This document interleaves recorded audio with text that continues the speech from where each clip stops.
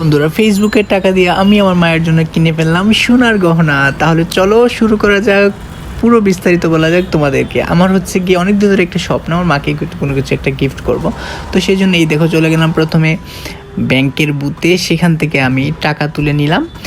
অল্প টাকা, অল্প ছোট্ট একটা জিনিস দিয়েছি, অল্প টাকা তুলে নিয়েছি। তোলার পরে এই টাকা দিয়ে এখন আমি কিনতে যাবো আমার মায়ের জন্য সোনার জিনিস। কিন্তু তার আগে চলে গেলাম আমি হচ্ছে কি আমার প্রচুর খিদা লেগে গেছে। তারপরে খিদা লাগছে, সে চলে গেলাম আমি এগুলো করে আমি চলে গেলাম বই দেখতে দেখতে অনেকগুলো সিলেট বই মেলাতে বই দেখার পরে একটা বই কিনেছি। বইটার নামটা বলবো না, পরে বলবো। তারপর বই কেনার পরে মনে হলো খেতে হবে, প্রচুর খিদা লাগছে। তারপর মিষ্টি, লবঙ্গ, পাস্তা খেয়ে নিলাম।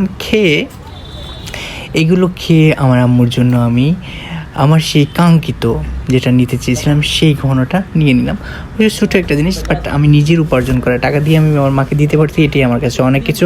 আরেকটা কথা, এটা কিন্তু ফেসবুকের টাকা না, এটা কিন্তু আমার নিজের উপার্জিত টাকা, ঠিক আছে? এই যে ছোট্ট একটা আম্মুর জন্য স্বর্ণের কানের দুল কিনে নিলাম, আম্মুকে দিয়ে দিলাম। আম্মু অনেক খুশি হয়েছে। আমার আম্মু এটা পেয়ে অনেক খুশি হয়েছে। আমি শুক্রিয়া আল্লাহর যে আমি দিতে পেরেছি কোনো একটা কিছু। থ্যাংক ইউ সো মাচ সবাইকে। ভালো থাকো, সুস্থ থাকো, টাটা।